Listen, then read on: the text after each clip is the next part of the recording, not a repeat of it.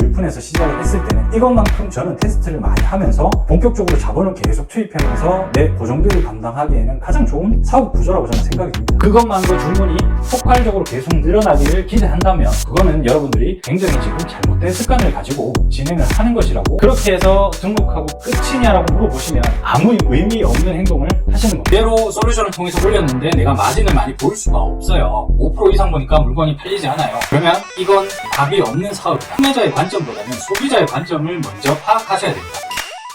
여러분들이 지금 나와 있는 유튜브들의 그 영상들을 보고 막상 들어오면 어떻습니까? 그 돈에 대해서만 자본을 투입하는 위탁 판매 셀러들이 가장 잘못된 방향으로 가고 있는 것 중에 하나가, 어떤 식으로 이 단점들을 극복하는 제가 겪었던 경험을 기준으로 말씀을 드릴게요. 상위 셀러들도 이 큰 틀은 벗어나지 않습니다. 보는 상품의 초점은 오로지 대박 상품에만 초점이 많이 가 있는 경우가 굉장히 많습니다. 대부분의 사람들은 늘어난 고정비를 가져가기 위해서 또 다른 상품을 찾습니다. 다시 말씀드려서 모든 사업의 구조가 상품을 쫓아가는 구조가 되어 있습니다. 하다 보면 욕심이 생겨서 내가 제품 한 개를 정말 잘 팔아서 단기간에 떼돈을 벌고 싶다 라는 생각을 많이 하실 겁니다. 여러분들 1년 돈 벌고 안 버실 겁니다.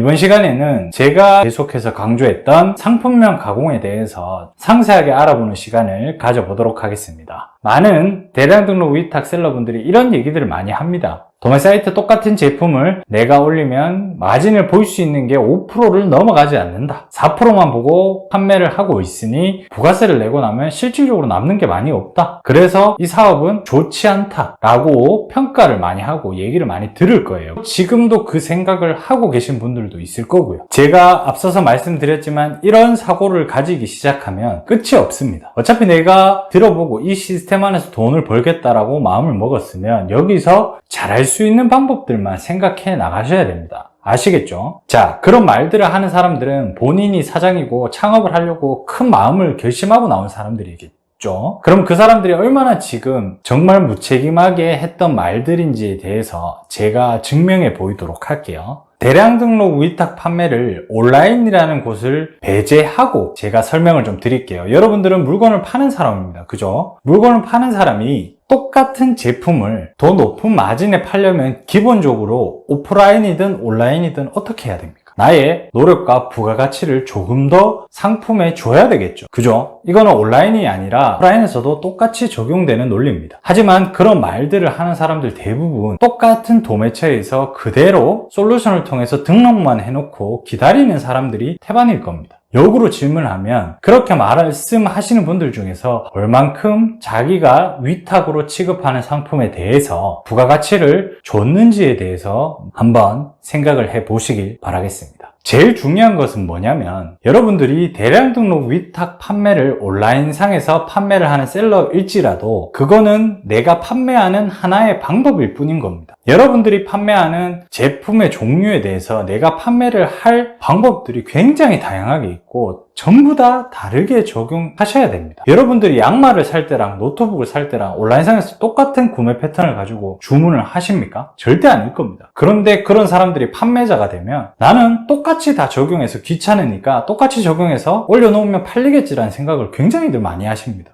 소비자 입장을 항상 먼저 생각을 하셔야 됩니다. 예를 들어 드리면 여러분들이 노트북을 온라인상에서 주문을 하실 때 좋은 노트북이라는 키워드를 쳐서 나오는 것들 중에 아무거나 사진 이쁜 거를 클릭해서 주문하신 적 있습니까? 절대 없을 겁니다. 이런 고관여 제품들은 보통 대부분 밖에 오프라인 매장에서 그 노트북을 한번 직접 써보시고 그 다음에 노트북의 재원을 한번 확인하신 다음에 그 다음에 그 노트북의 모델명을 적어 오겠죠. 그래서 온라인상에 그 모델명을 치게 됩니다. 거기서 최저가를 구매를 하게 될 겁니다. 이해되시죠? 여기서 구매 패턴은 노트북의 모델명만 똑같으면 썸네일이나 상세 페이지나 상품명이 그렇게 중요할까요? 절대 중요하지 않습니다. 이런 제품들 군 같은 경우에는 최저가가 무조건 경쟁력이 있을 수밖에 없습니다. 이해되시죠? 하지만 여러분들이 판매할 모든 제품군들 중에서 대량 등록 위탁 판매로 상품명 가공을 통해서 팔 때 부가가치를 줬을 때 그 효과를 누릴 수 있는 제품군들을 여러분들이 설정을 하셔야 됩니다. 그거를 발견하셔야 되고요. 제가 가르쳐 드렸다고 해서 이게 엄청난 무기가 될 수가 있겠지만 결국은 본인이 제가 말씀드린 이 부분들을 알고 계셨더라면 그분은 셀러로서 엄청난 자질을 가지셨다라고 생각을 하셔도 됩니다. 아시겠죠? 그러면 제가 다른 예를 한번 들어볼게요. 자, 지금 화면을 보면서 말씀을 드릴게요. 이런 제품들이 있어요. 그죠? 이 제품을 여러분들은 온라인상에서 구매를 할 때 최저가를 찾을 수가 있을 것 같습니까? 제 생각에는 본인이 판매 경험이 없는 일반 구매자라고 가정을 한다면 이 제품의 최저가는 절대 찾기가 어려울 것이라고 저는 생각이 듭니다. 왜 그럴까요? 검색만 열심히 한다고 해서 이 제품의 최저가를 찾을 수가 있을까요? 자, 여기서 키포인트가 들어갑니다. 자, 그렇다면 이 제품을 여러분들이 직접 사입을 해서 판매를 하는 제품이라고 가정을 해볼게요. 이 제품의 상품명을 뭐라고 등록해서 온라인상의 판매를 시작하시겠습니까? 제가 5초를 드릴게요. 상품명을 한번 생각해 보십시오.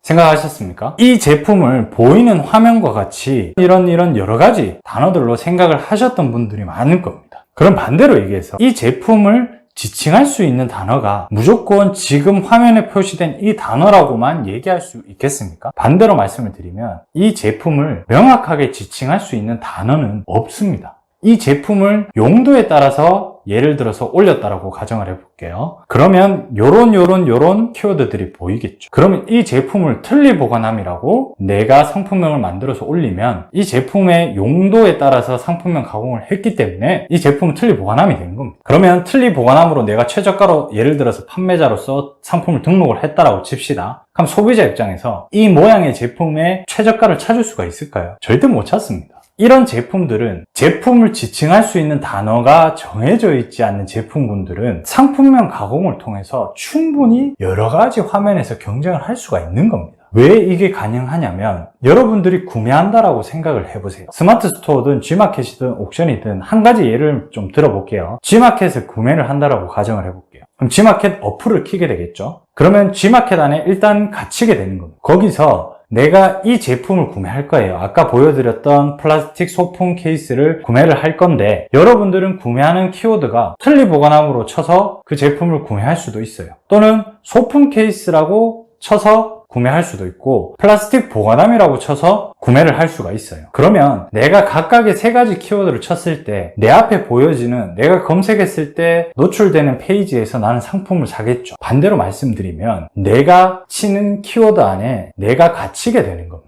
이해되십니까? 이게 핵심 포인트입니다. 그래서 이렇게 지칭할 수 없는 단어가 많은 상품군이 어떤 카테고리가 있겠습니까? 생활용품이 제일 많습니다. 그래서 생활용품으로 대량 등록 위탁 판매를 할 때 야, 생활용품이 잘 된다 라고 해서 그냥 하면 되는 것도 아니고 생활용품 카테고리가 대량 등록 위탁 판매 셀러에게 왜 좋은지를 생각을 하셔야 되는 겁니다. 지칭할 수 없는 단어가 정해져 있지 않으면 내가 가공하고 용도에 따라서 내가 키워드를 만들 수 있고 그 제품을 구매로 유입될 수 있는 키워드를 정할 수가 있으면 여러분들은 한 개의 제품이 여러 개의 제품이 되는 거고 그 제품을 똑같이 판매를 하고 기본 상품명으로 그대로 업로드를 하는 판매자들과는 전혀 다른 곳에서 경쟁을 하게 되는 겁니다. 이해되시죠? 그러면 여기서 왜 기본 상품명으로 똑같이 올리면 사람들이 마진이 4% 이상 보기 어렵다, 뭐 5% 이상 보기 어렵다라고 얘기를 하는지 한번 알아보도록 할게요. 자, 그러면 상세한 예시를 설명을 드릴게요. 지금 보시는 바와 같이 위탁 도매 사이트에 있는 제품을 한 개 가져와서 제가 예시를 들어보겠습니다. 자, 최초의 도매 사이트에 등록된 제품의 이름이 어떻게 되죠? 다용도 물 빠진 바구니라고 최초의 도매 사이트에서 이 제품을 등록을 했는 상태죠. 그러면 우리는 이 상품명 가공을 하지 않고 다용도 물 빠진 바구니라고 그대로 적용을 해서 상품을 등록을 하면 왜 마진을 많이 볼 수 없는지를 제가 설명을 드릴게요. 그러면 우리가 제일 중요한 것은 제가 항상 말씀드리는 건 판매자의 관점보다는 소비자의 관점을 먼저 파악하셔야 됩니다. 위탁 판매자들이 가장 불편을 가지는 요소가 뭐냐면 그대로 솔루션을 통해서 올렸는데 내가 마진을 많이 볼 수가 없어요. 5% 이상 보니까 물건이 팔리지 않아요. 5% 미만으로 봐야 돼요. 그러면 이건 답이 없는 사업이다. 내가 마진을 5% 보기 위해서 지금 이런 노력들을 하는 게 되게 불합리하다라고 생각을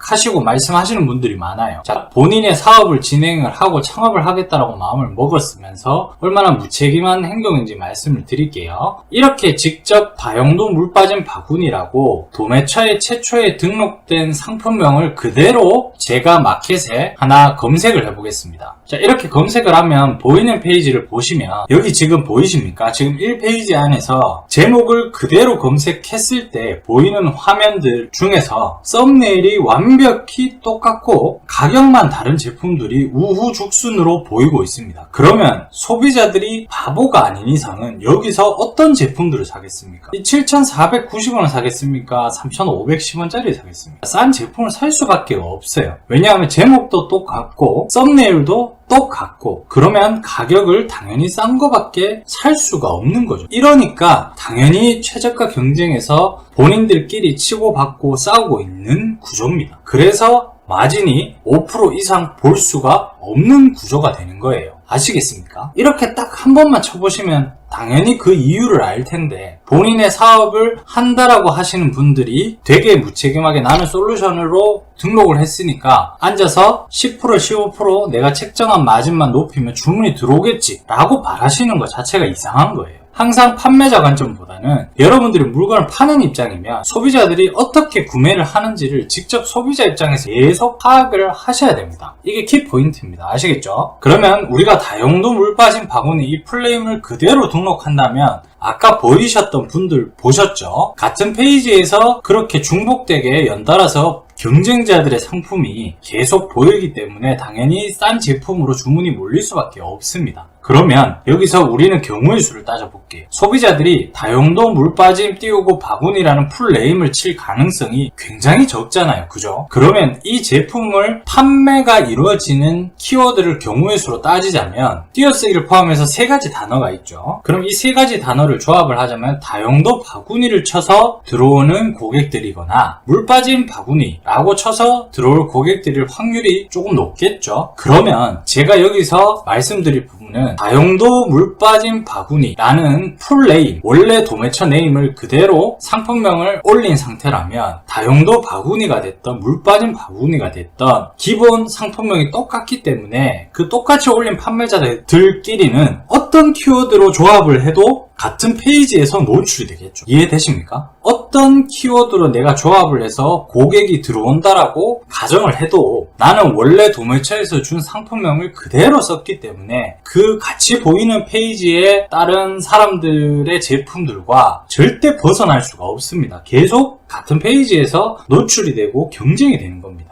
이해되시죠? 이래서 우리는 반드시 상품명 가공을 통해서 이 제품이 같이 경쟁하는 최저가의 상품들보다는 다른 곳으로 빠져나와서 다른 곳에서 경쟁을 하는 구도로 만들어주는 역할을 하는 겁니다. 약간의 부가가치를 우리가 첨가하는 거죠. 자, 그러면 이 제품을 어떤 식으로 가공을 하면 좋겠습니까? 한 가지 예시를 보여드리겠습니다. 이건 정답은 아닙니다. 자, 물 빠진 바구니인데 이것의 사용 용도를 생각을 하시면 소비자들이 진짜 다용도 띄우고 물 빠진 바구니라고 검색을 할 확률이 높겠습니까? 어떤 용도에 의해서, 필요에 의해서 그 키워드를 쳐서 검색을 할 확률이 높겠습니까? 용도를 항상 생각하셔서 그 제품의 용도를 키워드로 넣고 상품명을 바꿔주시면 됩니다. 예를 들어 볼게요. 자, 이 제품 같은 경우는 설거지 바구니라는 키워드로 우리는 검색을 할 수가 있습니다. 그러면 우리는 이 설거지 바구니라는 키워드를 쳤을 때 다용도 물 빠진 바구니를 그대로 썼을 때 이렇게 중복되게 나오는 이런 경쟁자들의 상품이 보이는지 안 보이는지 한번 볼게요. 자, 설거지 바구니라고 제가 검색을 해봅니다. 이런 상품들이 뜨는데 여기서 1페이지 상품을 아무리 내려봐도 아까와 똑같은 썸네일의 제품들은 보이지가 않습니다. 그러면 이 1페이지 안에서 또는 1페이지든 2페이지든 이 키워드를 쳤을 때 들어오는 고객들에 대해서 그 제품의 가격이 비교가 됩니까? 안 됩니까? 잘 안 됩니다. 실질적으로 구매를 하시는 분들은 이렇게 설거지 바구니를 치시고 이 페이지에서 사진을 보시고 가격을 보시고 구매가 일어나지만 그 가격의 경쟁성을 논하기 전에 이 페이지에서 우리가 처음에 봤던 물 빠진 바구니라는 썸네일이 이 중간쯤에 노출이 된다라고 가정을 하면 이 페이지 안에서 그 제품의 가격이 비싼지 안 비싼지 원래 얼마 정도 하는지에 대한 가격 비교가 아예 안 된다는 것입니다. 여기서도 키포인트가 하나 뭐냐면 우리는 소비자 입장에서 물건을 판매를 해야 됩니다. 그러면 소비자는 G마켓이든 11번가든 네이버 스마트 스토어든 어떤 판로든 내가 물건을 많이 뿌려놨다고 해서 많이 오는 게 아니라 소비자들이 구매할 때는 어떻습니까? 지금 보는 화면과 같이 G마켓에서 내가 특정 키워드를 쳐버리게 되면 그 키워드 안에서만 노출된 제품의 가치가 됩니다. 이해되시죠? 그래서 여기서 또 하나 키포인트를 말씀을 드리면 스마트 스토어는 여러분 어디에 밖에 노출이 안 됩니까? 스마트 스토어는 내가 등록한 물건은 네이버 쇼핑에 밖에 노출이 되지 않습니다. 하지만 G마켓과 옥션과 다른 오픈마켓들은 G마켓, 옥션 여러 플랫폼을 각각에 대해서도 노출이 되고요. 그 다음에 그 해당 모든 상품들이 네이버 쇼핑에도 노출이 됩니다. 그죠? 그래서 우리는 다른 오픈마켓들을 반드시 해야 되는 이유가 뭐냐면 G마켓을 쓰시는 분들은 이 G마켓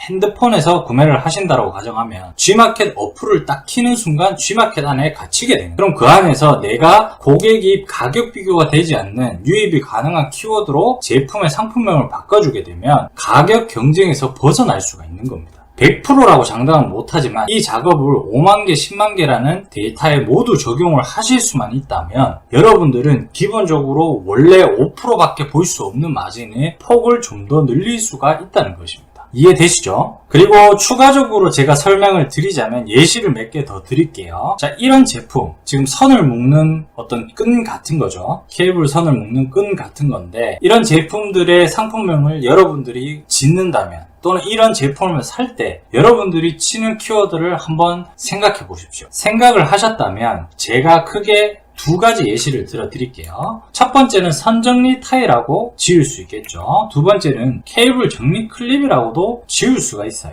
그럼 이 두 가지에 대해서 어떤 게 더 좋냐라는 것만 놓고 비교를 했을 때 네이버에서 각각에 대해서 검색을 했을 때의 화면입니다. 그러면 여기서 이 두 가지 키워드의 차이점에 대해서 뭔지 아십니까? 첫 번째 케이블 정리 클립을 쳤을 때는 상단에 그 섹션에 대한 탭의 정리 순서를 한번 보시기 바랍니다. 통합 검색과 쇼핑 탭이 두 번째 와 있죠. 선정리 타이는 쇼핑 탭이 몇 번째 와 있습니까? 저 뒤로 와 있잖아요. 그래서 여러분들은 같은 키워드, 그 제품을 지칭할 수 있는 상품명들은 굉장히 많아요. 굉장히 많은데 그 중에서도 이런 걸 우리는 쇼핑 키워드라고 얘기를 합니다. 다시 말해서 네이버는 원래 판매 플랫폼이 아닙니다. 여러분들이 지금 스마트 스토어 창업 때문에 지금 네이버를 오로지 판매에 대한 플랫폼으로만 보고 있는데 원래는 네이버는 포털 사이트죠. 포털 사이트의 가장 핵심은 포털 사이트의 정확성입니다. 내가 어떤 키워드를 쳤을 때 키워드에 대해서 정리를 얼마나 정확하게 하느냐 또는 검색을 얼마나 정확하게 하느냐가 관건이죠. 그러면 네이버에서 케이블 정리 클립을 쳤는데 쇼핑 탭이 두 번째 왔다. 이 말은 보통 케이블 정리 클립을 치는 사람들은 쇼핑으로 이어지는 경우의 수가 많았다는 얘기입니다. 아시겠죠? 그러면 선정리 타일을 치는 사람들은 쇼핑 탭보다는 동영상이나 지금 블로그와 같은 정보를 보고 선정리 타일을 어떻게 이용하고 이런 글들을 많이 읽었다는 얘기게 이해되시죠? 그러면 케이블 정리 클립과 같은 쇼핑 키워드로만 이런 식으로 검색을 해봐서 일일이 쇼핑 키워드를 찾아내서 상품명 가공을 전부 다 하면 효과가 좋지 않나요? 라고 물어보시는 분들이 많은데 틀린 말은 아니지만 제가 저번 시간에 말씀을 드렸죠. 가장 중요한 건 뭐다? 효율성이다. 이렇게 작업을 해버리게 되면 여러분들은 두세 번의 작업을 거쳐야지만 한 개의 키워드 선정이 가능하겠죠. 네이버에 일일이 다 쳐봐야 되니까. 그죠? 5만 개라는 상품의 동시 적용 시에 많은 시간이 소요가 돼요. 그래서 그 많은 시간은 내가 잘 팔리는 제품을 더 잘 팔리게 만들 수도 있지만 안 팔렸던 제품도 동일하게 시간이 들어가야 되기 때문에 결국은 전체적으로 보게 되면 거시적 관점으로 보게 되면 비효율적이라는 얘기입니다.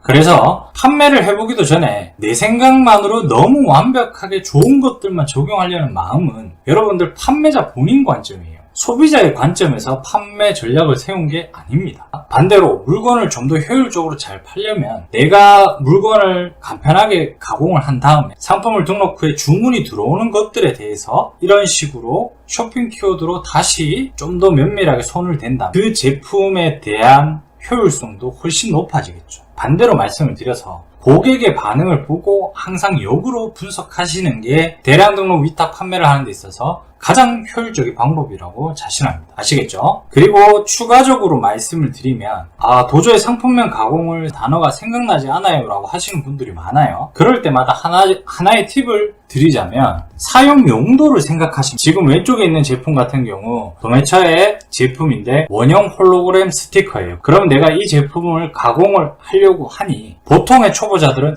이 제품은 누가 봐도 원형 홀로그램 스티커인데 이걸 어떻게 다르게 표현하지라는 생각에 갇히게 됩니다. 그럴 때 이 스티커의 용도를 생각하시면 돼요. 어떨 때 사람들이 어떤 키워드로 많이 살까? 이 스티커는 결국은 얼굴에 붙이진 않겠죠. 그래서 보통 표시를 할 때나 마킹을 할 때 쓸 확률이 높아지겠죠. 아니면 숙제 검사를 하거나 이런 키워드들로 내가 용도를 결정해서 그 상품명 가공을 하게 되면 아무래도 주문이 들어올 확률이 제 경험상 조금 더 높습니다. 바꿔서 말씀을 드리면 상품명 가공을 하라고 한다고 해서 상품명을 그냥 단순히 옆에 뒤에 형용사를 붙이거나 접두어 정미어를 붙이거나 이런 식의 가공들은 상품명 가공에 대해서 본질을 파악하지 못한 작업이에요. 결국은 우리는 경쟁에서 벗어나서 다른 곳에서 소비자의 구매를 유발할 수 있게끔 좋은 키워드로 선정을 하는 겁니다. 이해되시죠? 그 방법에 있어서 일괄적으로 우리가 생각해서 간편하게 가공을 한 다음에 상품을 등록을 하고 반응이 있는 것들만 역으로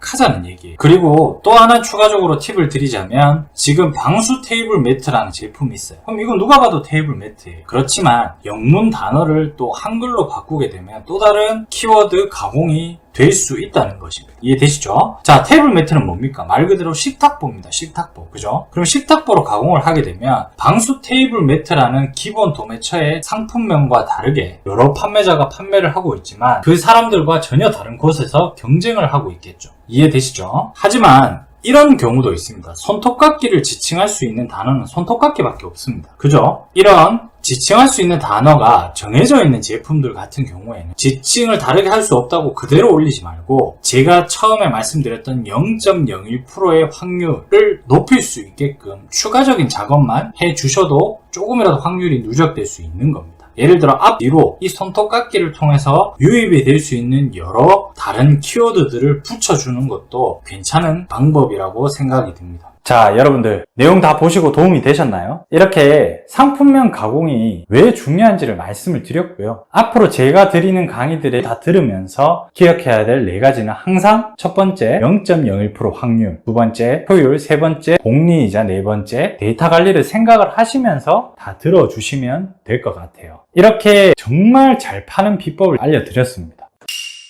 이제부터는 그 가공한 데이터를 어떤 식으로 장기간 계획을 세우고 작업 방향을 잡고 가야 되는지에 대해서 상세하게 알려드리겠습니다. 효율성과 복리이자 0.01% 그리고 마지막 데이터 관리 부분을 강조하는 영상이라고 생각을 하시면 되고요. 이제 상품명 가공을 하는 방법을 아셨으면 그 가공된 데이터를 어떤 식으로 긴 시간 동안 누적시키면서 작업을 진행하셔야지만 여러분들이 고생한 1년, 2년, 3년이라는 시간이 정확하게 누적이 되고 나중에 큰 효과를 가져다주는 방향에 대해서 설명해 드리도록 하겠습니다. 여러분들 그러면 상품명 가공을 다 배우셨으면 이렇게 질문하시는 분들도 있을 거예요. 상품명 가공을 하고 대량 등록을 하면 끝이냐? 물어보시는 분도 굉장히 많아요. 그렇게 해서 등록하고 끝이냐라고 물어보시면 제 영상에서 지속적으로 말씀을 드렸지만 아무 의미 없는 행동을 하시는 겁니다. 지속적으로 성장이 가능하고 나의 자본이 지속적인 성장 가능한 나의 사업 시스템에 투입하기 위해서는 내가 돈을 굴리는 사업 구조가 가장 탄탄하고 시간이 지날수록 누적이 되는 행위들을 하셔야 되고 그 방향성에 맞게 작업 방향을 가져가셔야 되는 겁니다. 단순히 월 매출 얼마 단기간에 찍기 위해서 여러분들의 시간을 소비하시면 안 돼요. 그 뒤가 문제인 거예요. 아시겠죠? 자, 그러면 우리가 상품명 가공을 하는 궁극적인 이유 2가지에 대해서 제가 설명을 드릴게요. 첫 번째는 제가 뭐라고 했죠? 기존의 도매처 사이트에서 제공해준 상품명을 그대로 등록하는 판매자들과의 다른 화면에서 내가 경쟁을 하기 위해서 그 상품에 나만의 부가가치를 주기 위해서 상품명 가공을 한다라고 했죠. 그리고 두 번째로는 소비자들의 구매 키워드를 알기 위한 방법 중에 하나로 상품명 가공을 하는 이유가 있습니다. 이게 무슨 말이냐면 여러분들은 저번 시간에 상품명 가공에 대해서 배워보면서 어떤 것을 알게 되었습니까? 플라스틱 소품 케이스라는 단순한 생활용품인데 용도를 생각해서 이 제품을 구매를 할 때 소비자들이 검색하는 키워드를 생각하고 가공을 하라고 하셨죠. 자, 그러면 플라스틱 소품 바구니를 틀니 보관함으로 내가 가공을 할 수가 있고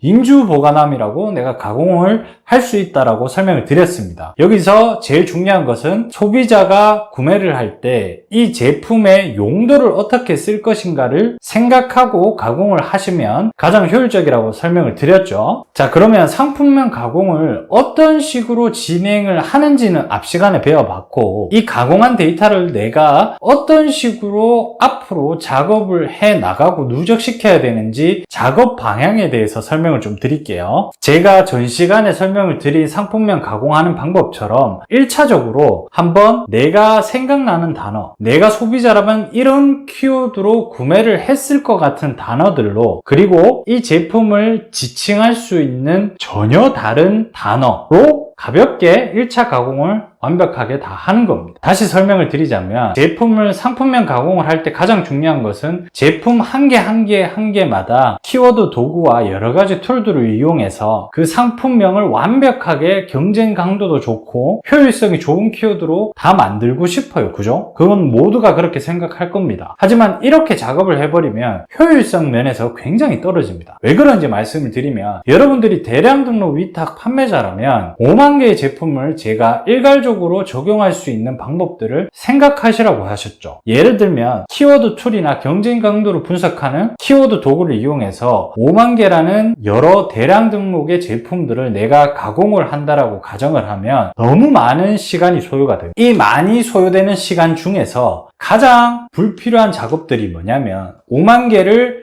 그런 식으로 가공을 해서 상품을 등록을 해봤어요. 그러면 실질적으로 판매가 되는 제품은 굉장히 소수의 제품만 판매가 될 겁니다. 그러면 나머지 대부분 4만 몇천 개의 제품들에 내가 쏟은 시간은 굉장히 비효율적인 시간이라는 거죠. 그래서 내가 상품명 가공할 때 가장 완벽한 코스를 설명을 드리는 것은 1차적으로 상품명 가공을 하실 때는 기존의 상품명과 전혀 다르게 전혀 중복되는 키워드 없게 다른 키워드로만 이 제품을 지칭할 수 있는 단어들을 생각하면서 가공을 하시되 용도를 생각하시면 된다. 1차 가공을 하는 데 있어서 시간이 굉장히 적게 소요가 될 겁니다. 그렇게 하고 일단 상품을 등록시켜 보고 그 다음에 소비자가 주문이 들어오는 주문 건수들을 역으로 분석하셔야 됩니다. 이게 무슨 말이냐면 일단은 여러분들이 판매자 관점에서 어떤 제품을 등록하기 전에 모든 것을 완벽하게 다 적용시켜서 등록을 하려고 하는 욕심을 버리셔야 돼요. 우리는 대량 등록 위탁 판매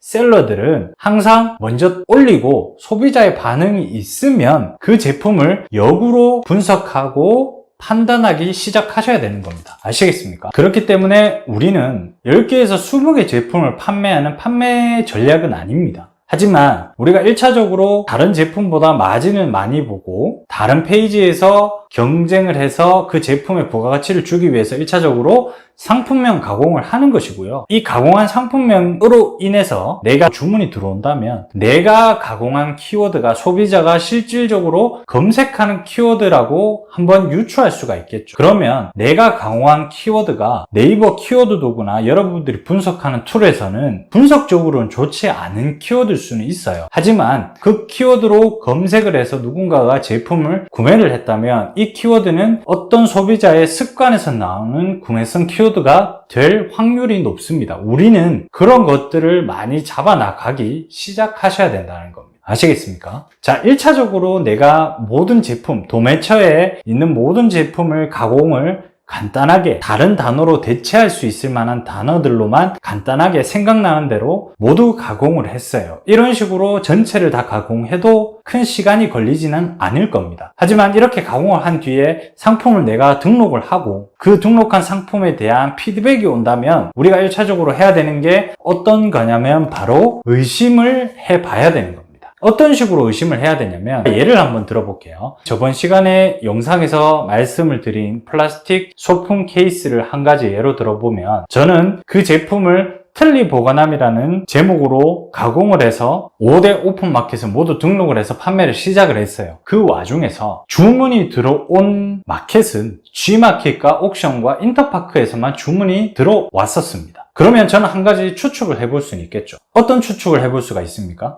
왜 G마켓, 옥션, 인터파크에서만 틀니 보관함이라는 키워드로 주문이 들어왔을까? 그러면 실질적으로 제가 분석하고 파악하기 시작하는 겁니다. 각 마켓마다 틀니 보관함이라는 키워드를 한 번씩 다 쳐보고 상품이 진열되어 있는 상태, 상위 판매자들의 판매 개수, 그리고 틀니 보관함이라는 키워드를 쳤을 때 리스팅이 되는 상품들의 페이지들을 꼼꼼히 한번 확인을 하는 겁니다. 여기서 저는 추측을 한 가지 했습니다. 별 다른 차이점이 없다라고 느껴졌으면 한 가지 더 추측을 해볼 수가 있겠죠. 그렇다면 G마켓, 옥션, 인터파크에서 주로 구매하는 소비자들이 연령대가 조금 높고 이런 사무용품들을 많이 찾는 것인가 라는 퀘스천 마크를 떠올리게 되는 겁니다. 그럼 여기서 이 퀘스천 마크가 나만 아는 하나의 새로운 로직으로 확정을 지을 수가 있냐? 지금 상태에서는 절대 짓지 못하죠. 그러면 이런 추측을 내가 확실하게끔 믿을 만한 정보, 나만의 데이터베이스로 흡수시키려면 테스트를 한 가지 더 해봐야 되겠죠. 그 테스트는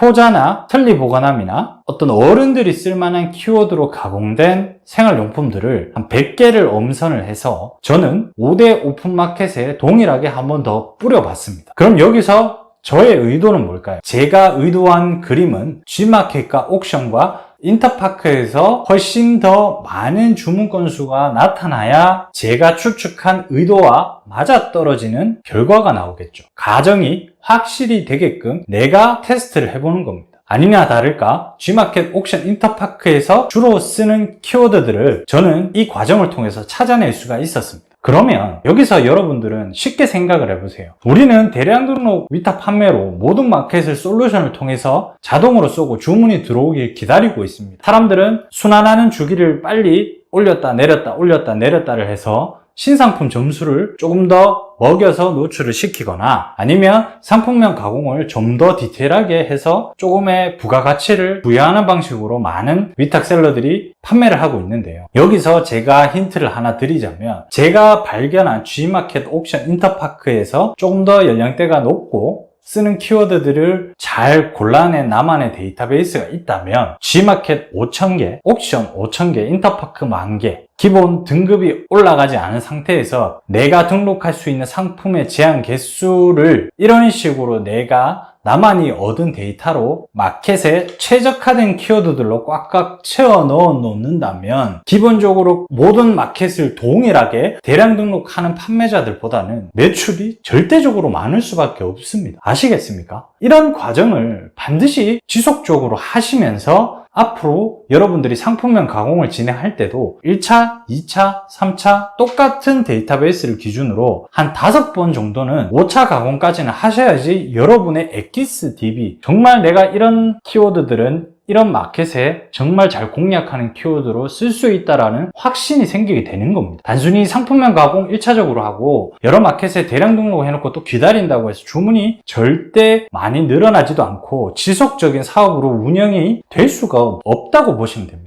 이런 식으로 여러분들이 잘 한번 생각을 해보세요. 오프라인 유통도 마찬가지입니다. 여러분들이 물건을 가지고 있는 사람이에요. 그러면 여러분들이 이마트 납품할 때랑 동네 소규모의 슈퍼마켓에 납품할 때 그리고 서점에 어떤 문구 사무용품을 납품할 때 쓰는 패키지와 상품의 구성과 가격이 전부 다 다르게 납품을 할 겁니다. 심지어 오프라인에서조차도. 하지만 여러분들은 온라인 유통업을 하면서 각 마켓마다 최적화되어 있는 연령대와 키워드들을 분석조차 하지 않고 일괄적으로 대량 등록을 해놓고 등급을 올리면 무조건 주문이 많이 들어온다라는 생각으로 지속적인 순환과 반복을 하게 된다면 그리고 그것만으로 주문이 폭발적으로 계속 늘어나기를 기대한다면 그거는 여러분들이 굉장히 지금 잘못된 습관을 가지고 진행을 하는 것이라고 생각하시면 됩니다. 아시겠죠? 이런 식으로 쌓아 나가시면 1년이 지나고 2년이 지나고 3년이 지나갔을 때 각 판로마다 최적화된 나만의 필살기 키워드나 상품들이 생겨나게 될 것입니다. 그럼 그런 상품들 위주로 내가 사입하기 전에 정말 꼼꼼하게 많이 테스트를 해보세요. 광고를 계속 치라는 말이 아니고 테스트로 일주일 정도는 쳐볼 수 있잖아요. 이미 잘 나가는 키워드를 내가 알아냈다면. 그래서 이런 식으로 위탁 판매 대량 등록으로 셀러로 활동을 하면서 온라인 마켓과 온라인 판매에 대한 전반적인 흐름을 짚고 넘어가기에 가장 좋은 플랫폼이자 수단으로 활용하시고 생각하시고 써보시면서 성장해 나가시면 되는 겁니다.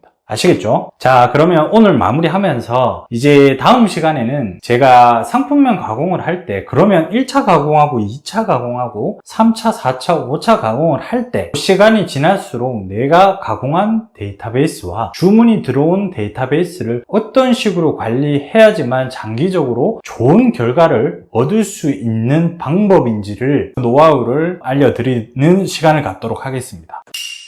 1차와 5차까지 가공을 어떤 식으로 진행하는지에 대해서 많은 문의사항이 왔습니다. 그래서 오늘은 그 부분을 상세하게 흐름만 풀어주는 정도로 한번 알려드리도록 하겠습니다. 상품명 가공을 통해서 장기적인 데이터 관리를 어떤 식으로 해야지만 효율적인지를 알아보는 시간을 갖도록 하겠습니다. 저번 시간까지 저와 함께 배웠던 내용들은 1차 가공을 하고 나서 그 1차 가공한 제품들은 기본 도매처 제품과 전혀 다르게 지칭할 수 있는 단어로만 간단히 가공을 하면서 전반적으로 다 하는 걸 추천을 드렸습니다. 효율적인 면에서. 하지만 이렇게 가공을 하고 나서 일단 우리가 해야 될 거는 상품을 등록을 해봐야 되겠죠. 등록을 하고 소비자의 반응이 오는 것들만 우리가 습득을 하는 겁니다. 거기서부터 분석이 시작되는 거예요. 아시겠죠? 그러면 주문이 들어온 데이터를 가지고 제가 저번 시간에 말씀을 드렸듯이 추측을 해보고 의도를 한번 가져보는 거예요. 그리고 그 추측에 타당성을 부여하기 위해 샘플 표본을 제가 임의로 만들어서 테스트를 해보고 본인만 알 수 있는 결과치가 맞게끔 결과치를 얻게 된다면 이건 본인만 가지는 나만의 데이터베이스의 한 소스가 되는 겁니다. 그런 소스들이 모이게 되면 여러분들이 가지고 있는 키워드의 풀이나 그리고 여러분들이 가지고 있는 마켓에 대한 어떤 분석적인 내용 그리고 로직에 대한 내용들을 누구보다도 더 잘 알 수 있다라고 저는 자신합니다. 그래서 대량 등록 위탁 판매로 단순히 달에 얼마가 버는 게 목적인 사람들도 있겠지만 여러분들이 온라인 창업에 오셔가지고 온라인 창업을 진행하시겠다라고 생각을 하셨으면 이 대량 등록 위탁 판매로 돈도 벌어 보시면서 데이터 관리를 1년, 2년, 3년, 4년 꾸준히 누적된 데이터로 관리를 하시게 되면 자연스럽게 매출과 마진이 높아진 상태에서 여러분들은 마켓 로직과 그리고 어느 키워드 도구에도 알려져 있지 않는 구매자들의 습관성 키워드들을 알 수 있게 되는 것입니다. 뭘 통해서? 여러분들이 직접 많은 물건을 팔아보시면서 많은 경험을 얻으시면서 알게 되는 거예요. 그러니까 얼마나 중요합니까? 그죠? 단순히 6개월에 얼마, 1년에 얼마를 보고 절대 사업을 구상하시면 안 됩니다. 아시겠죠? 그러면 저번 시간에 이제 1차 가공을 해서 올려보고 주문이 들어오면 내가 추측을 해보고 그리고 의도를 가져서 다시 등록을 해보고 그 추측이 맞다면 나만의 데이터로 한 개씩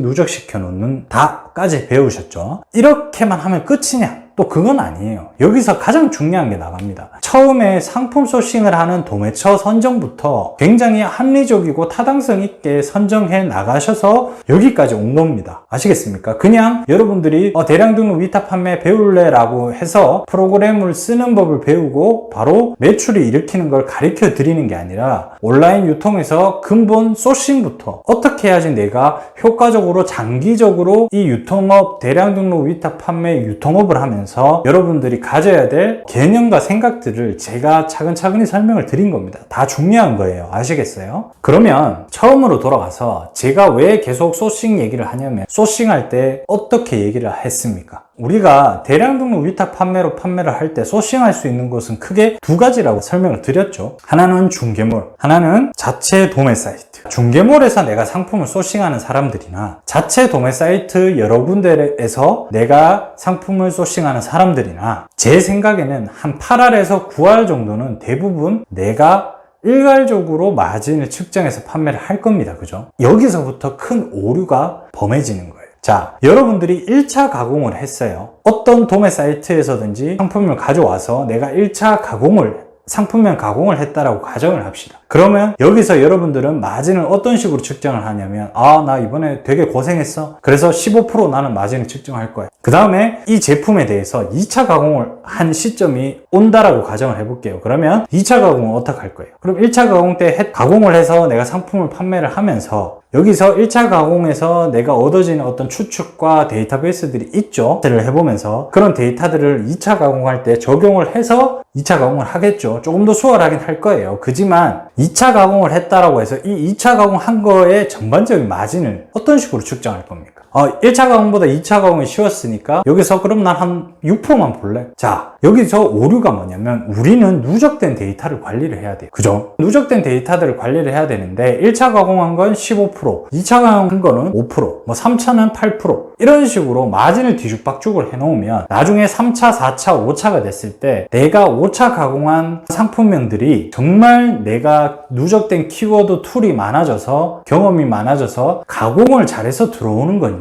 싸서 들어오는 건지 구별이 안 되는 거예요. 그러니까 변수가 너무 많이 생기는 거예요. 주문이 들어오는 것에 대한 변수가. 이렇게 돼버리면 여러분들이 5년, 5차 가공까지 했는데 2년 정도 걸렸다라고 칩시다. 그럼 2년 동안의 시간이 굉장히 무의미해지는 거예요. 데이터적으로 이 데이터에 대한 나 스스로에 대한 자신이 없어지는 거예요. 이게 싸서 잘 들어오는 거예요. 가공을 잘해서 들어오는 거예요. 이해가 되시죠? 그러면 이 부분을 어떻게 잡아 나가야 되냐면 처음에 내가 상품을 판매하는 판매처에 상품을 공급받는 공급 도매 사이트의 기본 마진부터 여러분들이 스스로 정하시고 여기서부터 일정된 마진을 계속 더해 나가셔야 돼요. 아시겠죠? 내가 더 고생했다고 해서 20% 이런 식으로 보게 되면 결국은 대량 등록 위탁 판매는 많이 뿌리고 많은 표본을 얻어서 그것을 데이터적으로 관리를 하고 누적시키는 것에 대한 효과가 가장 큰 본업인데 여기서 여러분들이 중간중간에 본인의 생각과 어떤 부가가치에 대해서 본인 판단하에 일정하지 않은 비율로 진행하게 돼버리면 그 순간부터 이 데이터의 정합성은 무너지게 되는 겁니다. 자, 그러면 도매처에서 소싱 해올 때 왜 여기서부터 기본 마진을 정해야 되는지 설명을 드릴게요. 예를 들면 도매 사이트 A가 있고 B라는 업체가 있어요. 그럼 A와 이 B의 업체는 각각 다 다른 업체죠. 그러면 A 업체 사장의 인건비 쓰는 거와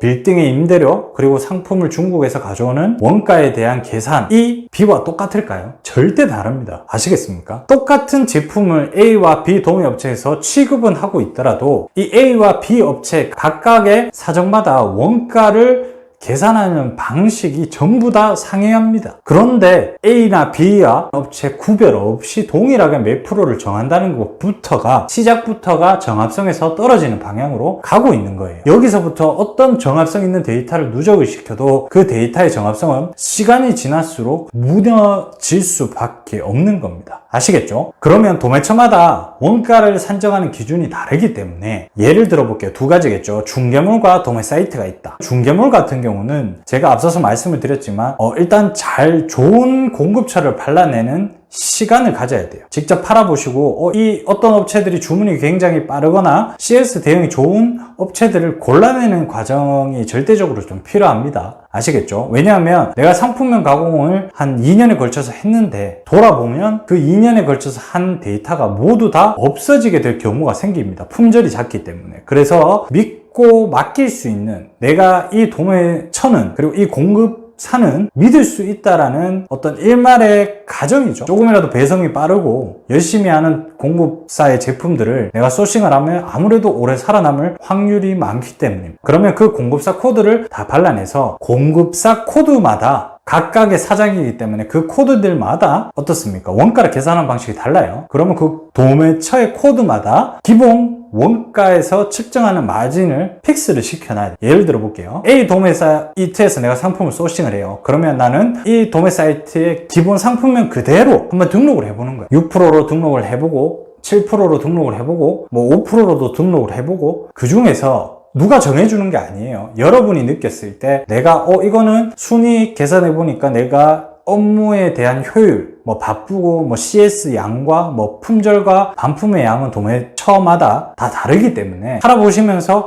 한 6% 하면 딱 적당한 것 같다라고 본인이 느낄 수 있는 그 퍼센테이지가 있을 거예요. 그러면 그 기준을 잡으셔요. 그럼 6%를 잡았으면 앞으로 이 도매처는 때려 죽어도 6%에서부터 시작하는 거예요. 예를 들어 볼게요. 이 도매 사이트를 6%부터 시작해서 처음에 1차 가공했던 제품에 대해서는 6%가 기본 마진이니까 내가 1차 가공한 거는 무조건 3%씩만 붙일 거야. 그러면 10%에 3% 더하면 9%가 되겠죠. 그러면 2차 가공을 했어요. 이 도매 사이트는. 그럼 9%에서 또 3%를 붙여 나가는 거예요. 3차 12%에서 또 3%를 붙여 나가는 거예요. 이런 식으로 기본 마진에서부터 한 도매처의 상품에서 정률적으로 퍼센테이지를 계속 붙여 나가야지만 여러분들이 가공했던 데이터들이 정합성이 3년, 4년이 지나고 또 몇 년이 지나더라도 누적이 됐을 때 데이터의 정합성이 조금이라도 더 높아지는 작업을 진행하셔야 된다는 얘기입니다. 이런 작업 과정 속에서 주문이 많이 들어온 키워드들이 있으면 내가 중국에서 사입을 해서 한번 팔아볼 수도 있는 거고, 아니면 위탁 판매 사이트로 내가 각 마켓에 이런 키워드들로 광고도 종류별로 굉장히 많잖아요. 그죠? 그러면 그걸로 테스트를 한 번씩 다 해보는 거예요. 한 일주일 정도 테스트하는 건 큰 돈이 드는 게 아닙니다. 그리고 이미 잘 나가는 제품이기 때문에 추가적으로 어떤 광고를 한다고 해서 마이너스가 났던 경험은 저는 거의 없어요. 거의 다 웬만하면 본전 이상은 하는 제품들 위주로 저는 선별을 해서 네이버에도 검색을 해보고 키워드 경쟁도도 분석을 해보고 뭐 11번간에 이런 광고도 때려보고 G마켓에 이런 광고도 한번 쳐보고, 그리고 동종업계 사람들이 어떤 식으로 경쟁업자들은 이런 키워드에 대한 제품을 어떤 식으로 판매를 하고 있는지를 한번 보는 거예요. 여기서부터가 진짜 공부인 거예요. 여기서부터가 진짜 온라인 유통의 생태계를 알아가기 시작하는 방법이고, 아시겠습니까? 하지만 이렇게 큰 틀을 잡고 나중에 대량 등록 위탁 판매로 베이스를 다져나가고 이게 시간이 누적이 되면 처음에 들였던 시간보다는 확실히 시간이 점점 더 덜 들게 됩니다. 하지만 이게 매출에 대한 캐파가 커지기 때문에 작업에 대한 시간은 줄어들지만 이 어떤 CS나 주문을 관리하는 것들에 대한 작업의 농도가 또 커지기 때문에 결국은 비슷한 수준이긴 하지만, 그래도 아무것도 없는 무일푼에서 시작을 했을 때는 이것만큼 저는 테스트를 많이 하면서 본격적으로 자본을 계속 투입하면서 내 고정비를 감당하기에는 가장 좋은 사업 구조라고 저는 생각이 듭니다. 여기서 이런 거 저런 거 테스트를 해보고 사람들을 만나면서 폐쇄물 얘기도 들어보고 SNS 마케팅도 들어보고 바이럴 마케팅도 들어보고, 그리고 상위 1페이지에 띄우는 작업들에 대한 상품군들도 별도로 생각을 해서 테스트를 해보고, 여러 가지를 해보시면서 본인한테 맞는 거를 조금 더 집중을 하시면 돼요. 이 여러 가지 테스트를 하는 것들이 나의 주된 사업의 하나의 수단이 되면 절대 안 되고요. 추가적으로 하나 말씀을 드리자면, 온라인 판매에서는 여러분들이 굉장히 유명하지 않는 이상은 모든 것이 남의 플랫폼에서 다 판매를 한다고 보시면 돼요. G마켓, 옥션, 스마트 스토어도 마찬가지고, 상품을 소싱해오는 어떤 소싱 제품도 다 마찬가지고, 여기도 남의 플랫폼, 여기도 남의. 그럼 여기서 내가 아무리 열심히 해도 이쪽에서 네이버에서 내가 전력 투구를 했어요. 스마트 스토어에서. 그러면 네이버 스마트 스토어가 아시다시피 6개월마다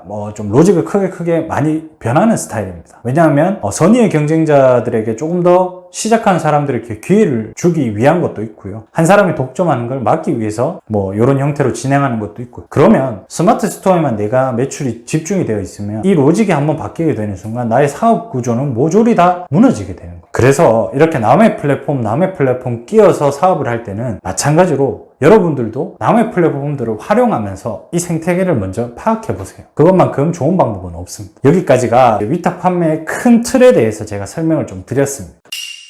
이번 시간에는 초보 셀러들이 가장 많이 하는 질문인데요. 어디서부터 시작해야 될지 모르겠다라는 질문이 굉장히 많았습니다. 그래서 온라인 초보 창업자들을 위해서 정말 많은 상품 소싱 방법이 있고 정말 많은 판로들이 있는데, 그것을 어떤 식으로 구성해서 내가 판매 방식을 결정을 해야 되는지 잘 찾지 못하시는 분들이 굉장히 많아서 그 부분을 직접 필기를 하는 모습과 함께 설명을 좀 드리도록 할게요. 요즘에 초보 창업자들이 쉽게 접하는 키워드가 스마트 스토어, 창업이라는 키워드로 굉장히 많이 접근을 합니다. 그래서 이 온라인 생태계를 정확하게 모르고 이 스마트 스토어 창업에 대해서만 매달려서 공부를 하시는 부분이 되게 많은데요. 스마트 스토어 창업이라는 부분은 정말 많은 판매 방식과 정말 많은 판로 중에 정말 작은 한 부분에 속하기 때문에 여러분들이 그 점을 정확하게 인지를 하시기 위해서 제가 도움을 드리고자 이 영상을 좀 찍었습니다. 한번 쭉 들어보시고 본인한테 맞는 판매 방식과 전략을 세우신 다음에 그 세부적으로 필요한 스킬들을 유튜브에서 찾으셔가지고 정보를 습득하시면 훨씬 더 개념 정리가 잘 되실 거라고 생각이 듭니다. 쉽게 말해서 책의 목차 같은 거라고 생각하시면 됩니다. 아시겠죠? 그러면 저와 함께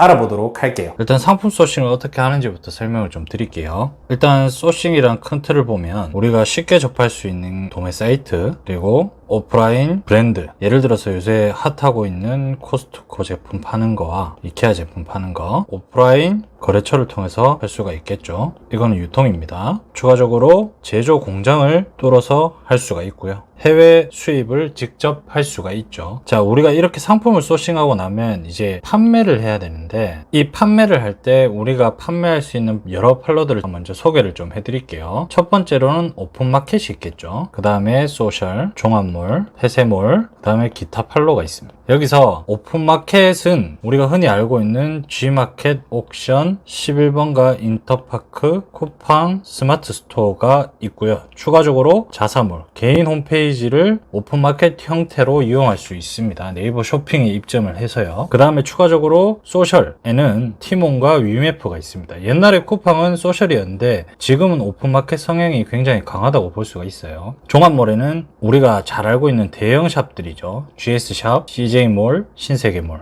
기타 등등. 자, 폐쇄몰에는 흔히들 우리가 기업의 복지몰이라고 하죠. 기업 직원들에 대한 복지를 위해서 있는 직원몰이라고도 얘기를 하고요. 또는 요즘에 밴드나 네이버 밴드나 카카오 스토리를 통해서 폐쇄몰 형태로 물건을 파시는 분들이 되게 많습니다. 그죠? 폐쇄몰은 말 그대로 폐쇄되어 있는 공간 안에서 판매를 진행하는 부분이니까 이 영역이 확장되는 게 굉장히 넓기 때문에 개인 홈페이지나 SNS 통해서 판매를 하는 것도 어떻게 보면 폐쇄몰의 일종이라고 할 수가 있습니다. 추가적으로 마지막으로 기타 판로는 요즘에 뜨고 있는 마켓컬리나 오늘의 집 이나 블로그를 통해서 팔 수도 있고요. 여러 가지 형태로 판매를 할 수 있는 판로가 지금 보이시는 바와 같이 굉장히 많습니다. 그러면 초보자들이 이 소싱하는 방법을 선택을 해야 되고 판매를 하는 판로들을 선택을 해야 되는데, 이 소싱을 하는 부분부터 선택을 하려면 굉장히 많은 절차들이 필요하죠. 지금 보이는 판로와 같이 이 각각의 마켓에 대해서 장단점을 일단 기본적으로 알고 있으셔야 됩니다. 오픈마켓은 장점은 일단 입점이 너무 쉽고요. 그리고 낮은 수수료, 그리고 상품을 편집할 수 있는 환경이 굉장히 우수합니다. 그리고 추가적으로 상품을 구매하게 되면 고객이 상품평이나 구매 건수가 누적이 되기 때문에 그로 인해서 매출 향상을 하는데 굉장히 큰 기여를 하게 되는 것이죠. 자, 단점은 너무너무나도 쉬우니 너무 많은 상품들이 많아서 노출에 대한 어려움이 되게 많습니다. 그래서 기본적으로 CPC 광고들을 많이 진행하고 있는 형태입니다. 그리고 소셜은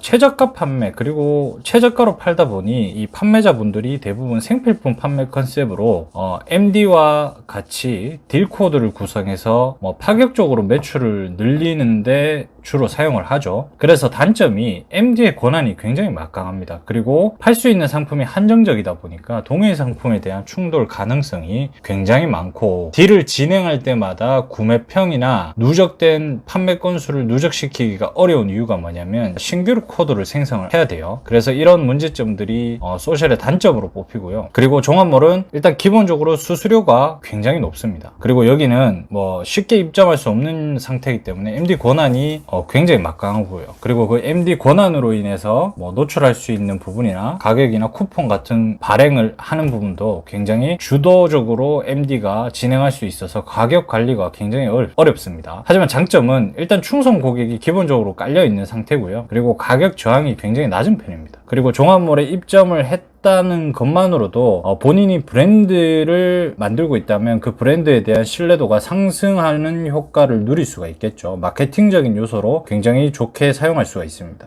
끝으로 이제 폐쇄물 같은 경우는 장점은 이제 제품의 신뢰도가 다소 높은 편이고요. 직원몰에 한해서입니다. 그리고 일단 입점을 하게 되면 일정 매출까지는 쉽게 가능한 부분인데, 단점이 이 폐쇄몰에 입점을 하기 위한 MD 컨택이 굉장히 어려운 부분이 굉장히 많습니다. 그래서 이런 점들을 각 판로마다 장단점을 알고 입점을 하고 판매를 진행을 하시면 됩니다. 자, 이렇게 소싱 방법이 굉장히 많고 판매 방법도 굉장히 많습니다. 그런데 요즘에 대부분의 사람들이 어떤 식으로 온라인 판매를 접근을 하고 있냐면 이 스마트 스토어 창업이라는 컨텐츠로, 키워드로 접근을 많이 하고 있습니다. 이렇게 많은 소싱 방법과 이렇게 많은 판매 방법들이 있는데, 대부분 정말 이 많은 방법 중에 스마트 스토어 창업이라는 작은 부분으로 접근을 하고 계시는 분들이 많아서 초보자들을 위해서 제가 전반적으로 평균적으로 온라인상에서 판매를 하는 판매 방법과 판로에 대해서 섹션을 나누어서 좀 설명을 드릴게요. 자, 첫 번째로는 제가 유튜브에서 강의를 했던 컨텐츠 중에 하나로, 일단 대량 등록 위탁 판매 셀러들은 주로 어떤 식으로 판매를 하냐면, 위에 보이시는 도매 사이트와 오프라인 브랜드 요 두 개를 이용해서 종합몰까지 판매를 하는 형태로 진행을 하고 있습니다. 이 판매 방법은 아무래도 진입 장벽이 조금 낮고 물건이 없는 초보들도 가능하기 때문에, 그리고 대량으로 뿌려서 어떤 시장의 전반적인 흐름을 파악하는 데 있어서 굉장히 탁월한 방법이지만, 단점은 저마진을 볼 수밖에 없는 시스템의 구조가 굉장히 많기 때문에 그 점을 주의하시면 되고요. 그 다음에 두 번째 방법으로는 물건을 직접 가지고 있는 사람들에 한해서 설명을 좀 드리자면, 제조 공장이나 오프라인 거래처의 유통업체의 물건을 받거나 해외에서 직접 수입을 해서 본인이 재고를 가지고 판매하는 형태가 전반적으로 보면 이런 형태가 될 겁니다. 내가 재고를 가지고 판매를 하는 사람들 중에서 이 많은 마켓을 조금 더 유동적으로 많이 팔기 위해서 재고를 떼시는 분들도 있어요. 단순히 마진뿐만이 아니라. 그래서 재고를 직접 가지면서 판매하는 방법들은 모든 마켓을 전범위적으로 사용하시는 분들이 많아요. 또 이런 분들은 어떤 식으로 이용을 하냐면 중개몰을 활용을 하는 겁니다. 왜냐하면 내가 재고를 가지고 있다면 소매로도 다양하게 팔고, 내가 가지고 있는 물건을 어디에 공급을 하느냐면 이 중개몰의 한 공급자로 물건을 공급하게 되는 겁니다. 그러면 물건을 가지고 있으면서 전범위적으로 소매도 하고 도매 사이트 중개몰에 공급자로 공급을 하면서 단순히 전범위적으로 판매를 하면서 매출을 증가하는 방법입니다. 이 방법들은 직접 재고를 보유하고 유동적으로 판로를 굉장히 많이 개척을 할 수가 있습니다. 그래서 본인이 직접 재고를 떼고 하니 위탁 판매자들보다는 마진율이 아마 조금 높겠죠. 하지만 단점은 재고를 가지고 있기 때문에 재고에 대한 리스크가 있다는 게 단점입니다. 이 재고를 가지고 있으신 분들은 재고 리스크를 줄이기 위해서 이렇게 전 범위적으로 팔 수 있고 공급할 수 있는 모든 온라인 유통 판로 구조망에 상품을 등록하고 판매를 하시는 분들이 많아요. 똑같이 물건을 가지고 있는 부분에 속하지만 다른 방법으로 폐쇄물과 이 기타물에만 집중하시는 분들이 있어요. 이분들은 어떤 분들이냐면 똑같습니다. 재고를 가지고 있고 본인의 브랜드를 약간 만들고 싶어 하셔가지고 무분별하게 뿌려지는 것을 싫어하시는 분들이에요. 그래서 장점과 단점은 큰 차이가 없어요. 초록색으로 표시해서 판매를 진행하시는 분들이나 파란색으로 표시를 해서 판매를 하시는 분들이나 이 두 가지 방법은 큰 차이는 없어요. 어떤 차이가 있냐면 그 재고를 사입하는 대표님들의 성향이 굉장히 중요합니다. 무분별하게 뿌려서 재고 리스크를 줄이냐, 또는 이렇게 무분별하게 뿌려서 내 상품에 대한 수요가 오히려 더 없어질 수 있다라고 생각을 하셔가지고 소수의 폐쇄물과 특정 전문화된 마켓에서만 공급을 하시는 분들이 되게 많아요. 아시겠죠? 그 다음에 끝으로 제가 말씀드릴 부분들은 이렇게 재고를 떼는데 판매 방법이 완전히 다른 부분이 있습니다. 예를 들어서 간략하게만 보여드리면 재고를 떼서 스마트 스토어나 이 자사몰을 이용하시는 분들이 많아요. 이게 무슨 말이냐면 내가 재고를 떼는데 이렇게 무분별하게 그 재고에 일정 마진을 더해서 판매를 하는 방법보다는 내가 제조 공장이나 해외 직접 수입이나 오프라인 거래처를 통해서 물건을 가지고 온 뒤에 이 제품을 나만의 브랜딩화를 조금 시켜가는 과정을 하시는 분들이 있어요. 그런 방법 중에 하나로 스마트 스토어나 개인 홈페이지를 네이버 쇼핑에 연동해서 판매를 하는, 즉 결제가 되는 수단으로 여기에 등록을 해놓고 단순히 주문이 들어오길 기다리는 게 아니라 외부에서 트래픽을 땡겨옵니다. 주로 외부 파이프라인을 어떤 식으로 구성을 하냐면 요즘에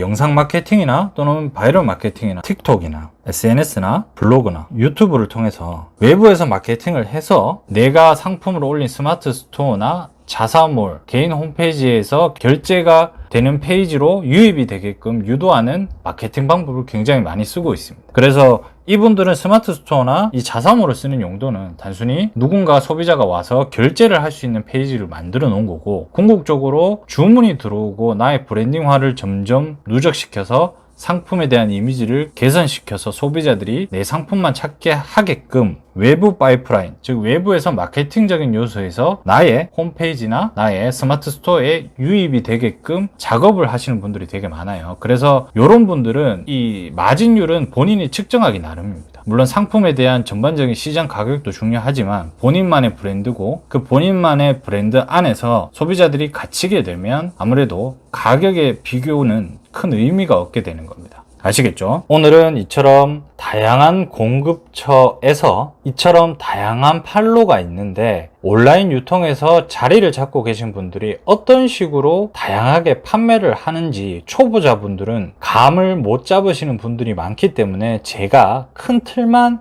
설명을 좀 드렸습니다. 물론 이 안에서 내가 파는 상품의 카테고리와 그리고 디테일한 방법들은 굉장히 큰 차이들이 많고 사람마다 판매 방식은 정말 다양하게 많이 있지만 감을 잡지 못하시는 초보자분들을 위해서 제가 큰 틀을 그려서 한번 설명을 드려봤습니다. 글씨가 조금 이상한 점은 양해를 부탁드리고요. 이렇게 큰 틀을 한번 이해하시고 지금 시중에 떠도는 유튜브의 온라인 창업 관련 정보들을 접하시면 본인이 사업을 하시는 데 있어서 온라인 창업을 하는 데 있어서 큰 도움이 될 겁니다. 어떤 정보를 내가 접목시켜야 되고 어떤 종목을 내가 활용해야 될지를 본인이 선택할 수 있는 능력이 생기기 때문에 아시겠죠?